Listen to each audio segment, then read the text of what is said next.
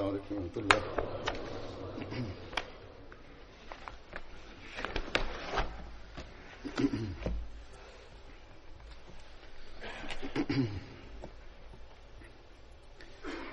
أشهد أن لا إله إلا الله وحده لا شريك له وأشهد أن محمدا عبده ورسوله أما بعد فأعوذ بالله من الشيطان الرجيم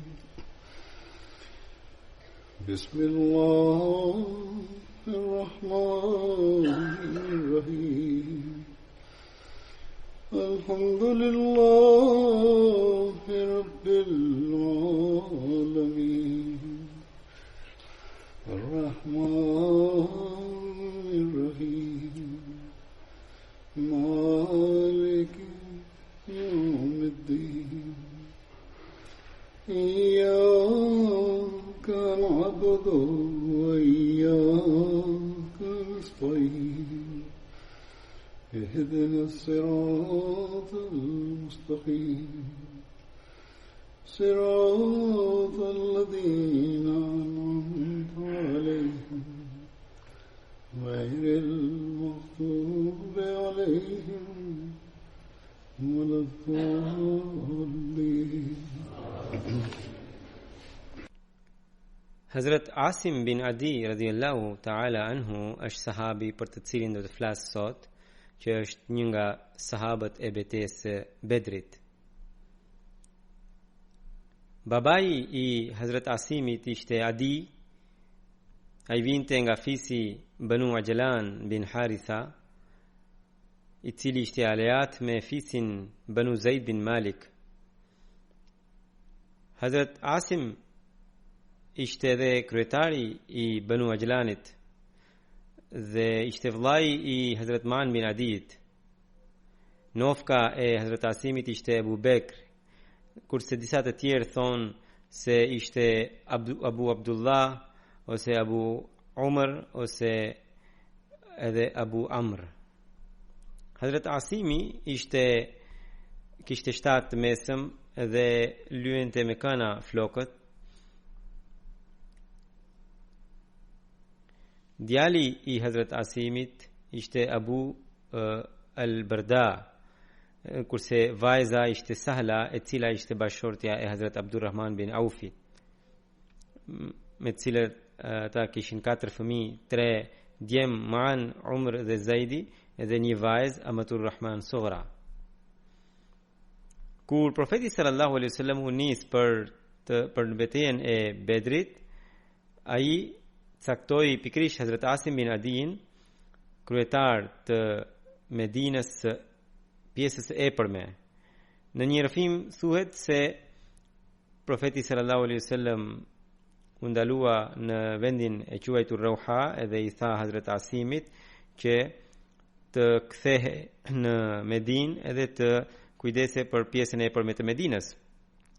Profeti sallallahu alaihi wasallam edhe Hazrat Asimin e numëroi ndër sahabët e betejës së Bedrit, edhe caktoi edhe plaçkat e luftës edhe për të. Në librin Sirat Khatamun Nabiyin, të shkruar nga Hazrat Mirza Bashir Ahmad Sahibi, përmendet kjo ngjarje me këto fjalë. Kur po dilte profeti sallallahu alaihi wasallam nga Medina, e la pas vetes Abdullah bin Ummi Maktumin si emir të Medinës, por kur mbërriti në vendin e quajtur Rawaha, i cili është 36 milje larg nga Medina, mbase duke menduar se Abdullah ishte një njeri i verbër dhe ushtria e Qurayshve mund të hynte kurdo në Medinë, dhe ai nuk do kishte aftësinë mjaftueshme për ta menaxhuar situatën, ai ju drejtua Abul Baba bin Munzirit dhe tha: ti shkoni dhe ti do të jesh emiri i Medinës, kurse Abdullah bin Ubim Maktumi do t'i caktuar vetëm për të drejtuar namazet. Pra, për organizimet caktoi Abul Baba, kurse për namazet Abdullah bin Umi Maktumin. Kurse për pjesën e sipërme të Medinës caktoi Asim bin Adi. Hazrat Asimi mori pjesë në të gjitha betejat bashkë me profetin sallallahu alaihi wasallam, duke përfshirë Bedrin, Uhudin dhe Khandekun. Hazrat Asimi ndroi jetë në vitin 45 pas hijretit në periudhën e Hazrat Muawiyas në Medinë, dhe në kohën kur ai ndroi jetë, ai ishte 115 vjeç, sipas disave 120 vjeç. Kur erdhi koha e vdekjes Asimit, antarët e shtëpisë filluan të qanin dhe ai tha: "Pse qani? Unë kam kaluar moshën time, kam kaluar gjithë jetën time." I dërguari i Allahut sallallahu alaihi wasallam kur kërkoi sahabëve që të bënin sakrifica financiare për betejën e Tebukut dhe filloi të përgatiste ata, atëherë sidomos të pasurve u kërkoi që të sillnin pasuri dhe kafsh për të udhëtuar. Atëherë sahabët sipas mundësisë dhanë sakrificat e tyre. Pikrisht ishte kjo kohë kur Hazrat Abu Bekri radhiyallahu anhu solli gjithçka që kishte në shtëpi, që kushtonte 4000 dirham. Profeti sallallahu alaihi wasallam e pyeti Hazrat Abu Bekrin: "Çfarë ke lënë Abu Bekr për antarët e shtëpisë?" Allahun dhe të dërguarin e tij ju përgjigj Abu Bekri. Hazrat Omeri solli gjysmën e pasurisë së shtëpisë dhe pyeti i dërguari Allahu sallallahu alaihi wasallam: "Çfarë ke lënë në shtëpi o Omer?" "Gjysmën e kam lënë në shtëpi," tha Hazrat Omeri. Në këtë kohë Hazrat Abdurrahman bin Aufi solli 100 auqia. 100 auqia kushtonin, një auqi kushtonte 40 dirham. Edhe atëherë profeti sallallahu alaihi wasallam tha: "Osman bin Affani dhe Abdurrahman bin Aufi në tokë janë dy prej thesaret e Zotit." Në këtë kohë edhe gratë dhanë sakrificat financiare, madje edhe stolit e tyre dhe florit që kishin pasur. Atëherë Hazrat Asim bin Adi gjithashtu dha 70 vesk hurma. Një vesk ka 60 sa edhe një sa ka 2.5 ser, pra është 1 kilogram sipas Pakistanit, që gjithsej bëhen 1 ton hurma, pra një sasi të madhe hurmash që të vinin në ndihmë të udhëtarëve që do të shkonin deri në Tebuk. Hazrat Asim bin Adi ishte ndër ata sahabë cilët profeti sallallahu alaihi wasallam porositi të rëzonin xhamin Zirar. Ngjarja përmendet në histori.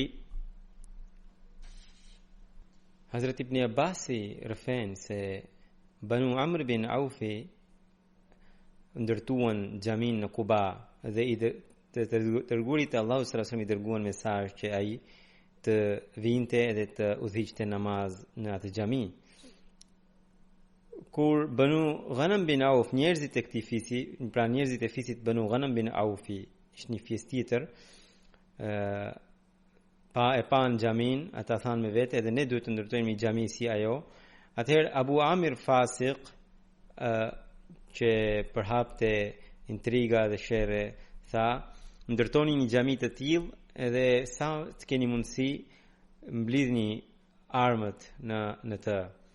Qëllimi i tij ishte që të kishte një fole ku të mund të planifikonte për të rrezuar Islamin. Edhe më pas tha se unë po shkoj në Rom edhe do të kërkoj një ushtri nga perandoria dhe do të vi edhe ata do të dëbojnë Muhammedin, pra sallallahu alaihi wasallam, edhe shokët e tij. Kur u kompletua xhamia së ndërtuari, ata e ftuan profetin sallallahu alaihi wasallam dhe thanë që nga që lagja jon ka shumë të sëmur e njerëz të moshuar, nuk kanë mundësi të shkojnë te xhamia që është larg edhe të falin këtu.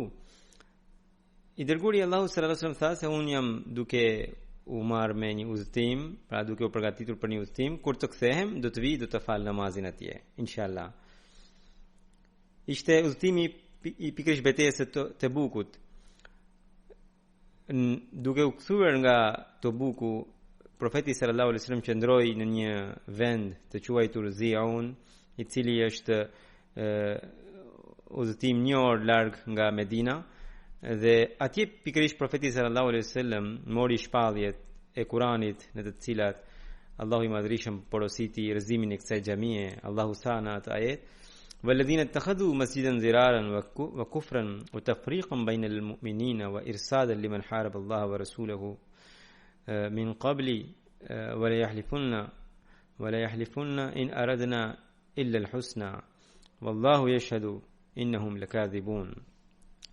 Do të thënë, dhe ata që ndërtuan një xhami për të lënduar, për të mohuar, për të krijuar ndasi mes besimtarëve dhe për t'i mundësuar prit atij që ka luftuar kundër Allahut dhe të dërguarit të tij më parë, patjetër do të betohen, donin vetëm të mirën. Allahu dëshmon se ata janë gënjeshtar.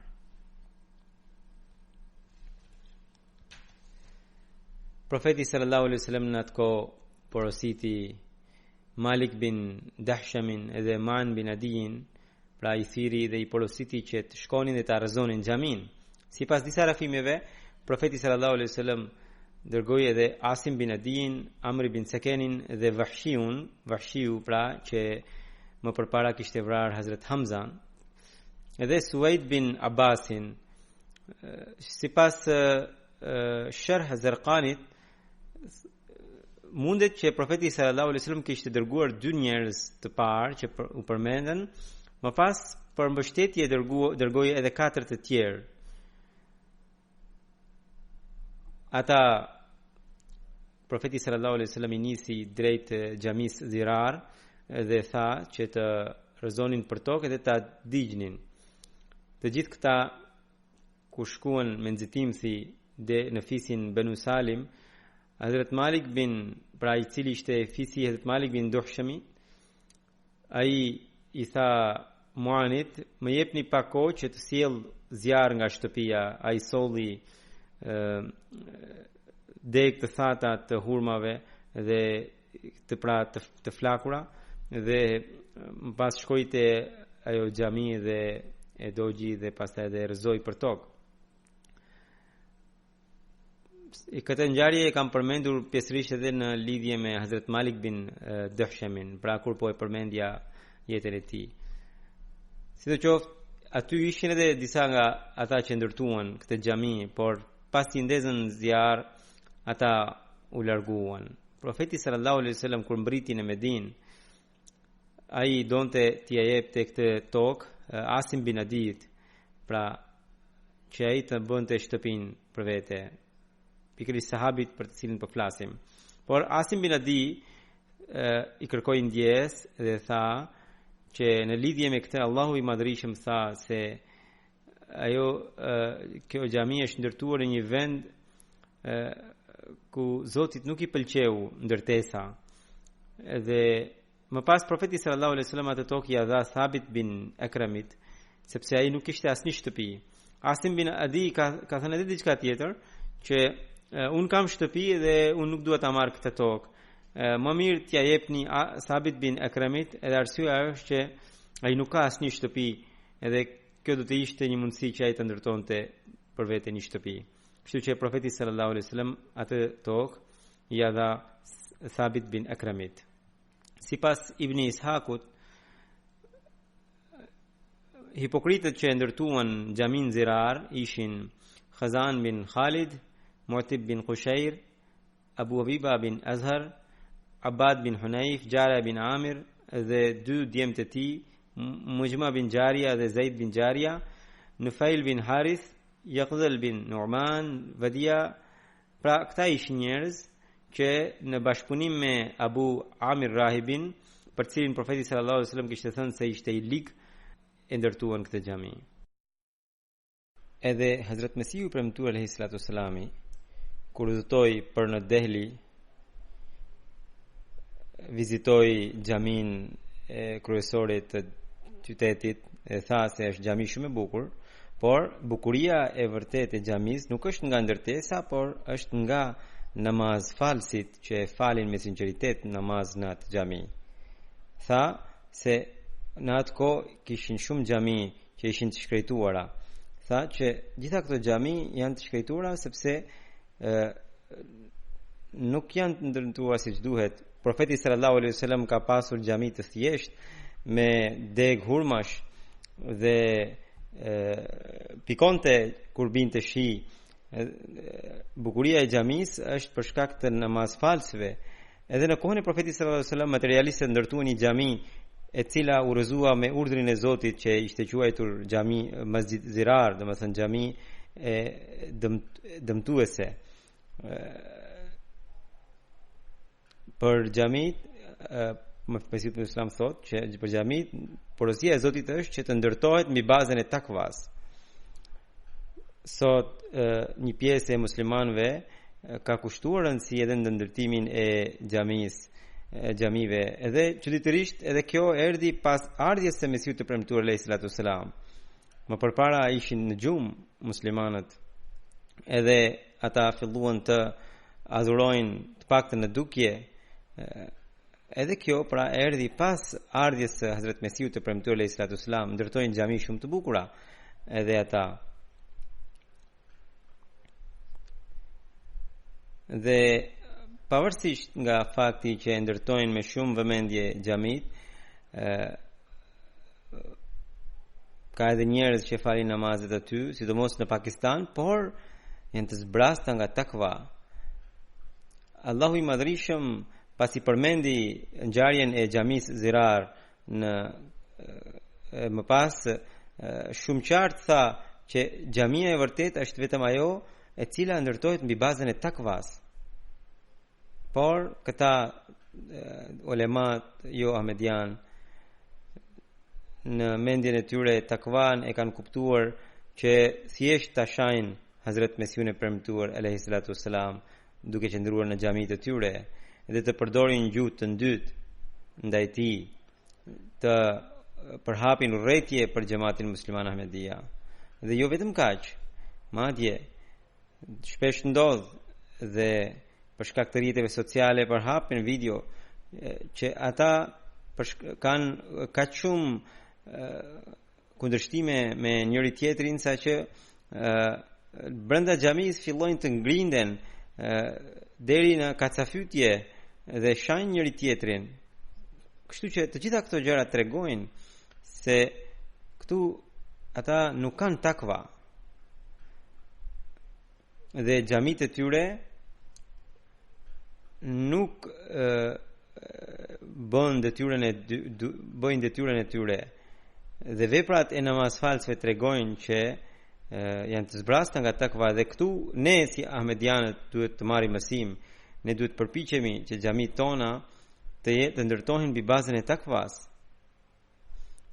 Ne të kemi parasysh gjithnjë takvan edhe ta popullojmë xhamin ton dhe xhamit tona. Në qoftë se do të mbajmë parasysh këtë realitet, ne do të vijojmë të trashëgojmë bekimet e Zotit Madhrishëm. Hazrat Kalifi i parë i Mesihut të premtuar alayhi salatu wasalam, duke shpjeguar pikërisht këtë ajet, pra liman haraba Allaha, pra ai që lufton Allahun, thotë që kjo referohet Abu Amirit që ishte i krishter, dhe njëra prej intrigave të tij ishte që të ndërtonte një xhami dhe aty të vinte profeti sallallahu alaihi wasallam që të falte namazin. Kështu vetiu muslimanët do të vinin atje dhe ai kështu do të merrte një grup të muslimanëve për të i devijuar. Ai kishte parë edhe një ëndër. I tha se un kam parë profetin sallallahu alaihi wasallam, thot ai, wahidan taridan sharidan, që ai i përzën edhe i vetëm do të vdes. Profeti sallallahu alaihi wasallam kur i dëgjoi këtë, tha se kjo ëndër është e vërtetë, por e vërteta është që këto fjalë janë për veten e tij. Kështu që ndodhi mua ashtu siç tha profeti sallallahu alaihi wasallam. Hazrat Kalifi i parë thotë që në këtë ëndër nuk u përmend emri, edhe profeti sallallahu alajhi wasallam nuk e përmendi emrin e tij, do të thoshte që edhe në të ardhmen nëse dikush do të vepronte kështu, kjo do të ishte pasoja dhe fundi i tij. Edhe sot e shikojmë një gjendje të tillë. Sahabi i dytë që do të flasim sot është Amr bin Aufi. Hazrat Amri njihet gjithashtu me emrin Umair. Babai i tij ishte Auf dhe nofka i tij ishte Abu Amr. Ai lindi në Mekë dhe sipas Ibn Saadit ai vinte nga Jemeni, pra ishte me origjinë nga Jemeni. Historianët dhe hadithologët kanë mendime të ndryshme në lidhje me emrin e tij. Për shembull, sipas Imam Buhariut, Ibn Ishaqut, Ibn Saadit pra, dhe Allama Ibn Abdul Barrit dhe Allama Ibn Asir Jazriut e të tjera, emri i tij ishte Amr. Edhe kurse Ibn Hishami, Musa bin Aqba dhe Abu Ma'shar, Muhammad bin Amr Waqdi e të tjera kanë thënë se emri i tij ishte Umair. Allama Badruddin Aini dhe Allama Ibn Hajar Asqalani, të dy këta kanë shkruar komentimin e Sahihut të Imam Buhariut. Sipas tyre, Amr bin Aufi dhe Umair bin Auf, të dy janë emrat e të njëjtit person. Sipas Imam Buhariut, Hazrat Amr bin Aufi ishte ansari dhe ishte aleat me fisin e Qurayshve Banu Amir bin Lawi. Kurse Ibn Hishami dhe Ibn Saadi thanë se ai ishte Quraysh dhe vinte nga fisi Banu Amir bin Lawi. Allama Badruddin Aini, që ishte komentuesi i Buhariut, ai zgjidhi këtë ngërç duke thënë se e vërteta është që Hazrat Amr bin Aufi ishte ansari, pra vinte nga Medina, nga fisi Aus ose nga Khazraj, dhe më pas ai shkoi në Mekë dhe aty kishte banuar dhe krijoi aleat me disa fise, dhe kështu ai u bë edhe ansari edhe muhaxhiri. Hazrat Amr bin Aufi ishte ndër të parë që pranuan Islamin, dhe kur ai mërgoi nga Mekka në Medinë, qëndroi në shtëpinë e Hazrat Kulsum bin al-Hadamit. Hazrat Amri mori pjesë në të gjitha betejat bashkë me profetin sallallahu alajhi wasallam, duke përfshirë Bedrin, Uhudin dhe Khandekun. Hazrat Amr bin Aufi ndroi jetë në kohën e kalifatit të Hazrat Omerit radhiyallahu anhu, dhe pikërisht Hazrat Omeri udhëhoqi xhenazën e tij. Sahabi tjetër që do të përmend sot është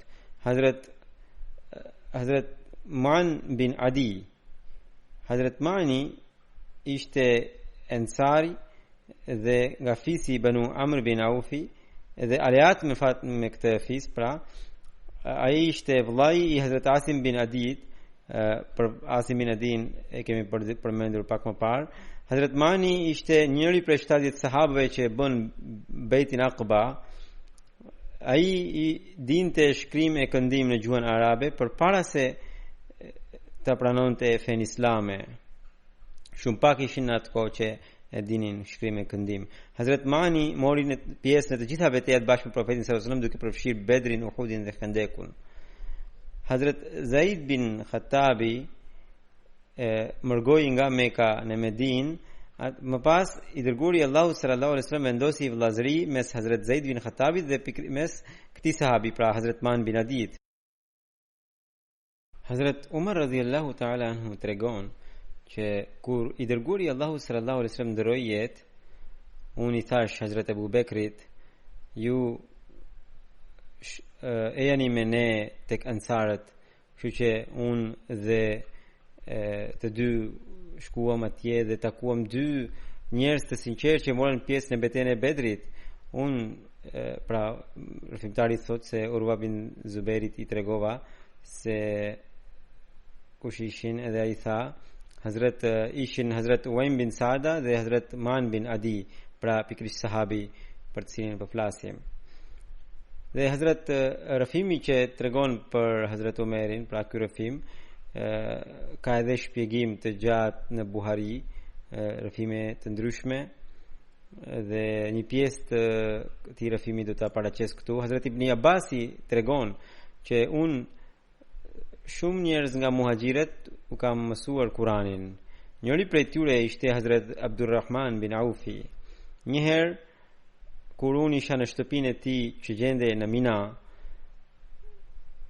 ai kishte shkuar tek pikrisht Hazrat Umar bin Khattabi.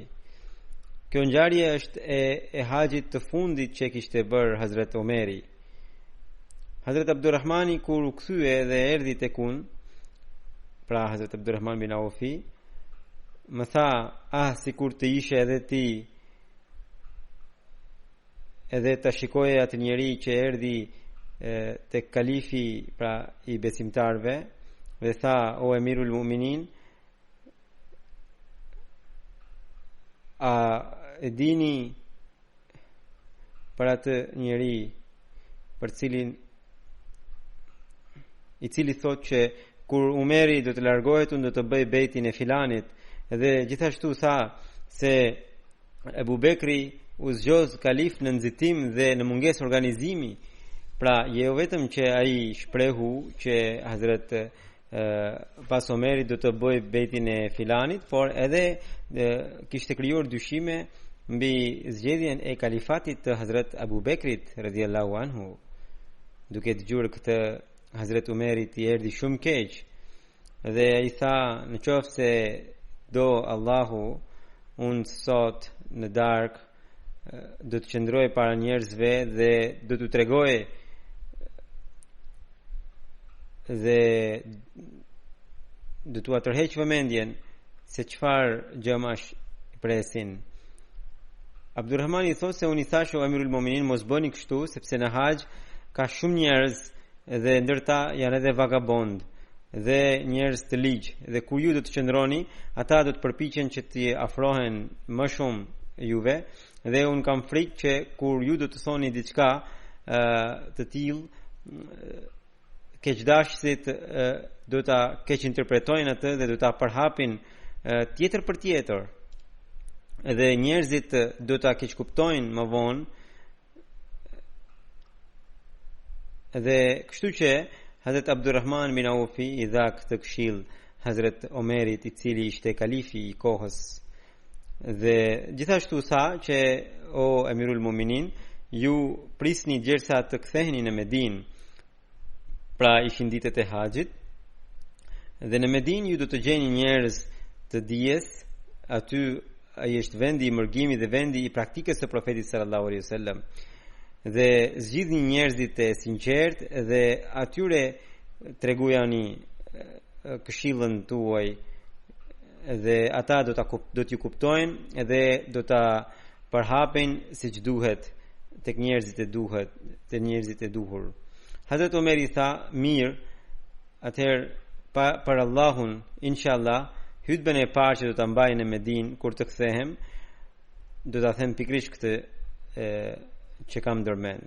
Ibn Abbasi thotë që ne mbritim në Medinë në fund të muajit Dhulhijja, dhe kur erdhi dita e xumas, ne herët mbritëm në xhami dhe unë ula bashkë me Said bin Zeidit, i cili ishte ulur afër mimberit. Gjunjët tona po puqeshin me njëri tjetrin, pra e shpjegon ngjarjen.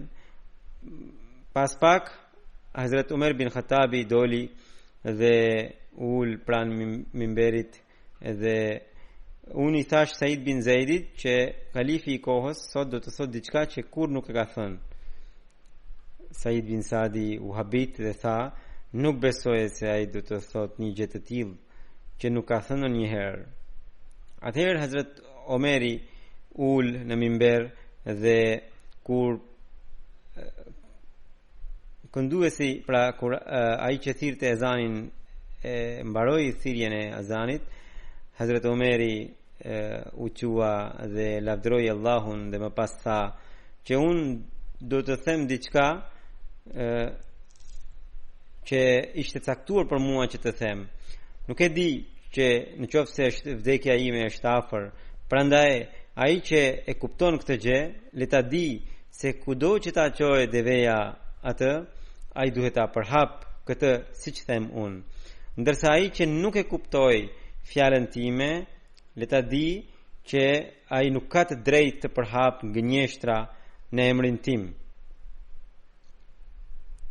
Më pas ai tha që Allahu i Madhërisëm dërgoi Muhammedin sallallahu alaihi wasallam me hak, pra me të drejtë, dhe zbriti shariatin mbi të. Më pas Hazrat Omeri shpjegoi shumë porositë e shariatit, është një rrëfim i gjatë, po e lë. Më pas ai tha, dëgjoni, i dërguari Allahu sallallahu alaihi wasallam gjithashtu tha, mos më lavdëroni pa fund, siç njerëzit e kanë lavdëruar Isa bin Merjemin, dhe thoni që unë jam robi dhe i dërguari i Allahut. Më pas Hazrat Omeri tha që edhe mua më erdhi haber që njëri prej jush thot se e pra citon që Abu Bekri mori kalifatin kështu në nxitimsi dhe mungesë organizimi. Edhe më pas ai shtoi që kur unë do të vdes, do të bëj bejtin e filanit. Ai tha, le të mos jetë askush nga ju në vetë mashtrim, prandaj po ju sqaroj disa gjëra. Se pari Hazrat Omeri tregoi për çështjen e Hazrat Abu Bekrit, tha, askush të mos mashtroje veten duke thënë që Abu Bekri u zgjodh kalif në nxitimthi dhe në mungesë organizimi. Dëgjoni, kjo është vërtet që ai ndodhi në rrethana të tilla, por Allahu i Madhërisëm e mbrojti, e ruajti atë bejtin dhe e mbrojti muslimanët nga likësitë e asaj situate. Abu Bekri, Hazrat Omeri shton, për Allahun nuk ka asnjëri mes jush si Hazrat Abu Bekri, tek i cili të vinë njerëz të ditur, të hipur në deve, edhe të kërkojnë dije dhe sinqeritet prej tij. Më pas ai shpjegoi edhe shumë gjëra tjera, po e lë atë pjesë. Më pas Hazrat Omeri radhiyallahu anhu vion duke thënë që kushdo që bën bejt pa u këshilluar me muslimanët, le ta di që bejti i tij është i kot, dhe kushdo që kërkoj bejt pa u këshilluar me muslimanët, edhe ai le ta di që bejti i tij nuk është i vlefshëm. Ai atë e pret vdekja. Në të vërtet, ngjarja jon Hazrat Omeri pas të rëfen se çfarë kishte ndodhur, ngjarja jon ndodhi kështu që kur ndroi jetë profeti sallallahu alaihi wasallam, ensarët na kundërshtuan. Ata ne të gjithë u mblodhëm në Saqifa Banu Saada, dhe Aliu dhe Zubairi gjithashtu ishin kundër nesh nga muhaxhirët, dhe unë dhe Abu Bekri u nisëm drejt Saqifa Banu Saadas, edhe i thash Abu Bekrit, hajdeni, shkojmë takojmë ensarët, vëllezërit tanë ensar. Dhe gjatë rrugës po flisnim rreth tyre se si ata po flisnin. Kur ju afruam atyre, dy njerëz të sinqert prej tyre na takuan. Pra është ai rrëfimi i parë, dhe sipas të cilit njëri prej tyre ishte Hazrat Mu'an bin Adi. Dhe ata na këshilluan që të mos shkonim tek ansarët, dhe na thanë që aty po bëhet një gjë e madhe dhe muhaxhirët nuk duhet të shkojnë në këtë moment atje. Madje na këshilluan që ju muhaxhirët bëni mbledhjen tuaj vet. Pra të dy ngullnin këmbë që Hazret Umeri dhe Hazret Abu Bekri të mos shkonin tek ensarët. Dhe i thanë që çfarëdo këshille që dëshironi të bëni, bëjini vet. Hazret Umeri tha, për Allahun, ne patjetër do të shkojmë te ta. Dhe më pas ne u nisëm dhe mbritëm në Banu Saada. Aty ensarët po debatonin. Abu Bekri dhe Umeri patën një debat të gjatë me ta në lidhje me zgjedhjen e kalifit. Pra këtë shpjegim do ta paraqes në fjalët e Hazret kalifit të dytë Mesiut të premtuar alayhi salatu wasalam. Pra duke shpjeguar ngjarjen e Thaqifa Banu Saadas ku ensarët ishin mbledhur, Hazret kalifi i dytë Mesiut të premtuar alayhi salam thotë që pas i ndrojjes profetit sallallahu alaihi wasallam, sahabët u ndanë në 3 grupe. Grupi i parë mendoi që pas profetit sallallahu alaihi wasallam duhet të jetë një njeri i cili të organizojë sistemin e muslimanëve. Por nga që këtë vetëm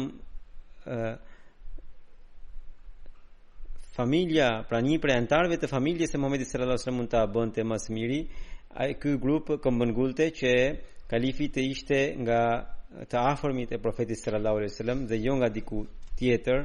Dhe këta thoshin që në qoftë se në një fis tjetër do ta merrte këtë pozitë, njerëzit nuk do t'i bindeshin atij. Dhe kështu organizimi do të kishte të meta dhe këta të afërm ata përfshinin edhe dhëndrin e profetit sallallahu alaihi wasallam dhe të afërmit e tjerë.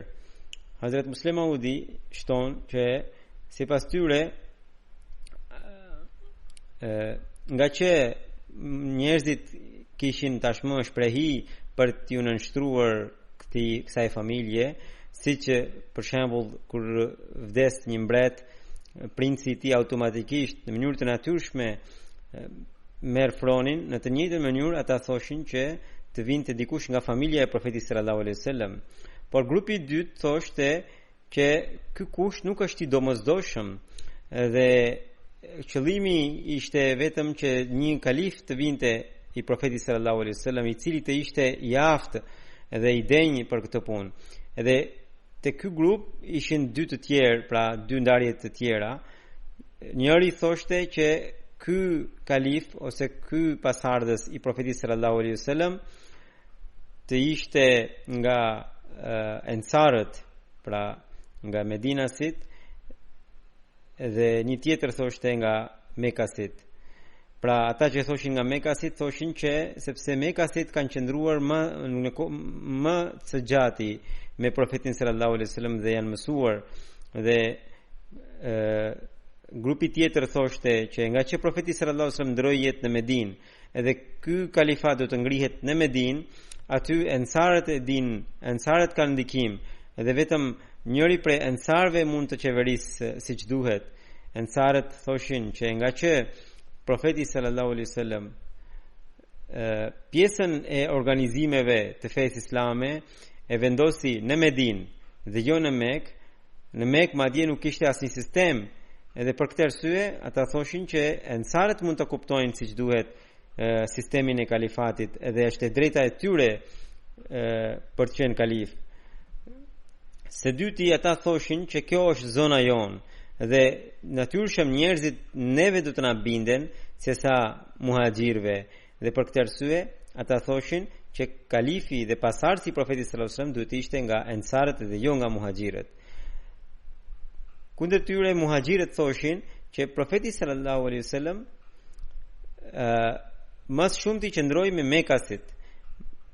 Ata dhanë sakrificat në periudhën e parë të Islamit, dhe ata kanë sipas tyre ata thoshin që ata kanë natyrën për ta kuptuar më mirë fenë se sa dikush tjetër.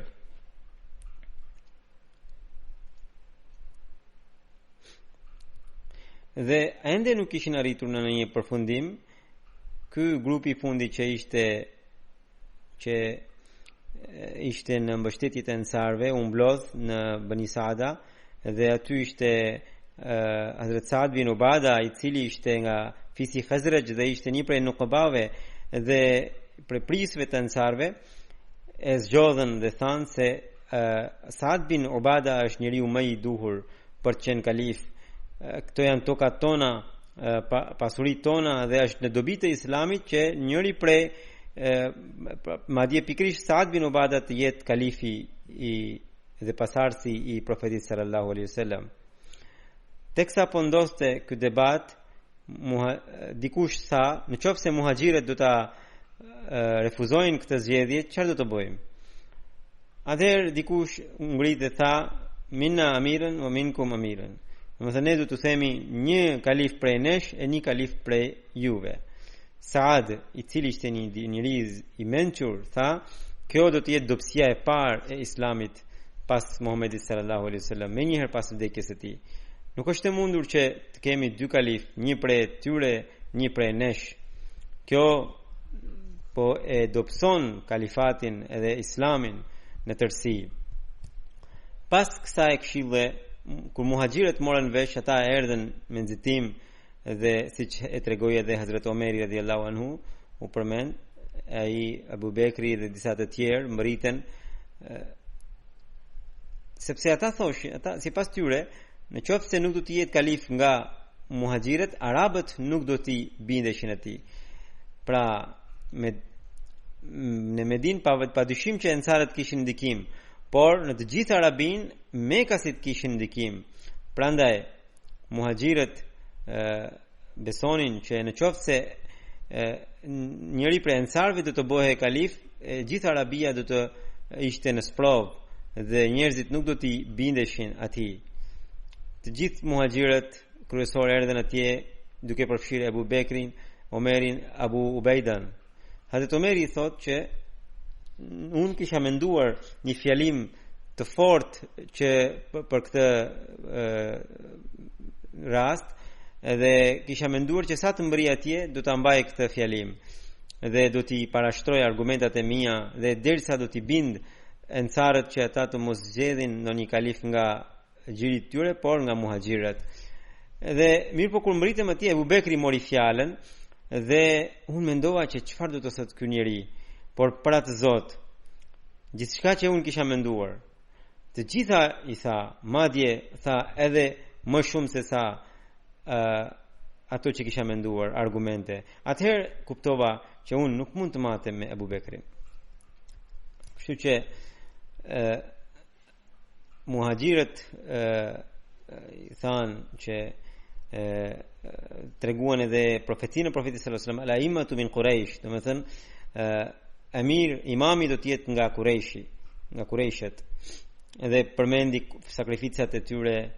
Dhe atëherë Hubab bin Munzir Khazraji e kundërshtoi dhe tha, ne nuk do të besojmë, ne nuk do të pranojmë një gjë të tillë, që kalifi të jetë nga muhaxhirët.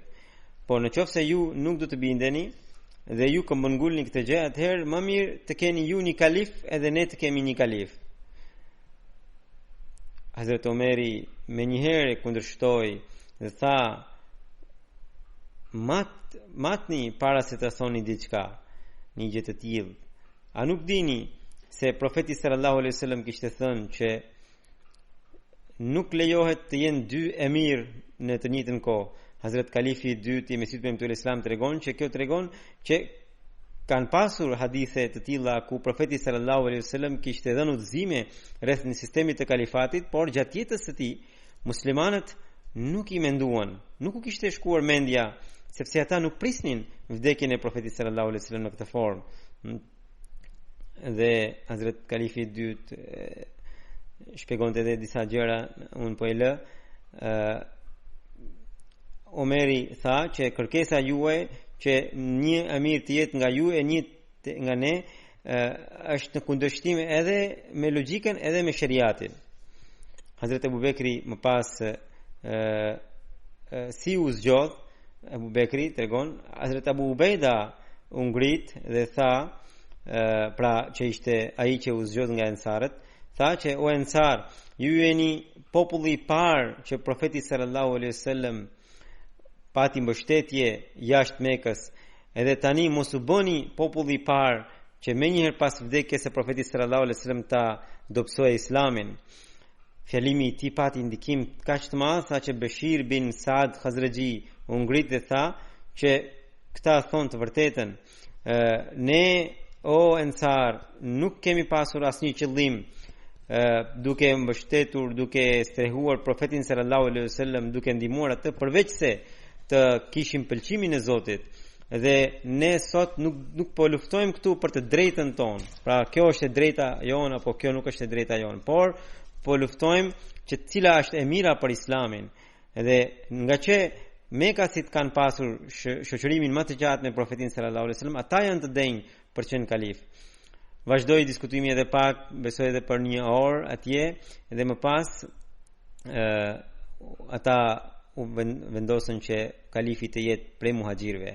Hazrat Abu Bekri shtoi, tha që ja ku i keni Omerin edhe ose Abu Ubaidan, zgjidhni njërin prej këtyre dyve edhe pranoni si kalif të Muhamedit sallallahu alaihi wasallam. Por ata dy refuzuan dhe thanë që profeti sallallahu alaihi wasallam gjatë jetës së tij të fundit, kur ishte i sëmur, Abu Bekrin e kishte caktuar si imam. Ne nuk mund të kush mund të jetë më i drejtë se sa Abu Bekri për këtë pozitë. Hazrat Omeri tregon edhe duke u referuar asaj që thëm më përpara, që kishte përgatitur një fjalim të fortë, mirë po kur dëgjoi Abu Bekrin e kuptoi që sa i aftë ishte edhe Abu Bekri, tha që gjithçka që kishte thënë Abu Bekri ishin gjëra të jashtëzakonshme, përveç kësaj thoshte ai, që ai tha zgjidhni Omerin si kalif. Edhe kaq shumë më erdhi keq nga kjo, Hazrat Omeri thot që do të doja që dikush të më priste kokën, sepse unë nuk mund të futesha në mëkat për të ardhur në këtë pozitë kur Abu Bekri të ishte në mesin tonë. Pra, për mua ishte shumë e rëndë që unë të isha udhëheqës i një populli mes të cilit qëndronte Abu Bekri radhiyallahu anhu. Sidoqoftë, aty më pas zgjodhen Abu Bekrin dhe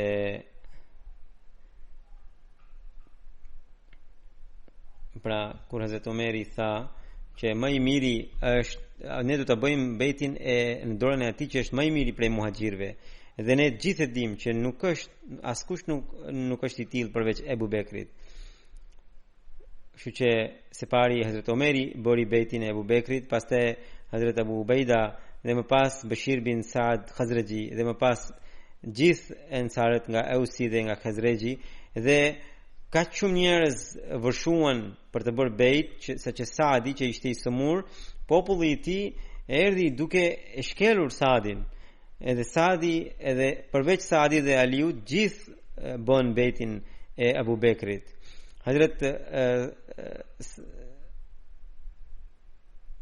më pas edhe Saadi dhe djali i tij bën bejtin. Hazrat Aliu bëri bejt sipas një rrëfimi 3 ditë pas kësaj ngjarje, e sipas një rrëfimi tjetër 6 muaj pas kësaj ngjarje. Dhe në rrëfimin që thot për 6 muaj, tregon që kur erdhi Hazrat Aliu për të bërë bejtin, i kërkoi falje Abu Bekrit, nga që ishte i zënë në përkujdesjen e Fatimas, e cila ishte e sëmur. Pra të gjithë bën bejt. Hazrat Urwa bin Zubairi tregon që në kohën kur Allahu i Madhrishëm ja mori shpirtin profetin sallallahu alaihi wasallam, atëherë sahabët qanë dhe thanë se pasha Allahun ne do donim që ne të vdisnim përpara profetit sallallahu alaihi wasallam dhe të mos hynim në sprov. Mirpo Hazrat Mani tha, për Allahun unë nuk do të doja një gjë të tillë. Pra gjithë të tjerë thoshin se ne të vdisnim përpara dhe profeti sallallahu alaihi wasallam më vonë, por Hazrat Mani thoshte të kundërtën. Pse? Sepse ai thoshte që unë ashtu siç e kam pranuar profetin sallallahu alaihi wasallam gjatë jetës së tij, duke e parë dhe duke pranuar atë si të dërguar të Allahut, doja ta pranoja atë edhe pas vdekjes së tij, dhe në atë kohë kur do të ishte kohës provës, edhe të mos përfshihesha në grupin e hipokritëve dhe të renegatëve, dhe të pranoja edhe kalifatin që do të vendose sipas premtimit dhe sipas profecisë Allahut të Madhërisëm. Pra, ky është ai kriteri i besimit të cilin çdo ahmedian duhet ta ketë parasysh dhe duhet ta ketë në jetën e tij. Sipas një rrëfimi, Hazrat Mani bashkë me Hazrat Khalid bin Walidin ishin caktuar për të luftuar me renegatët dhe kryengritësit pas vdekjes së profetit sallallahu alaihi wasallam, dhe Khalid bin Walidi dha 200 kalorës Hazrat Manit dhe dërgoi drejt Yemenit. Hazrat profeti sallallahu alaihi wasallam vendosi vllazëri mes Hazrat Manit dhe mes Hazrat Zaid bin Khatabit. Të dy këta sahabë ndruan jetë, pra ran dëshmor në betejën Yamama që u zhvillua në kohën e kalifatit Hazrat Abu Bekrit në vitin 12 pas hijretit. Allahu bëft çdo ahmedian të kuptojë pozitën e profecisë dhe më pas të tregojë besnikëri dhe sinqeritet edhe ndaj kalifatit.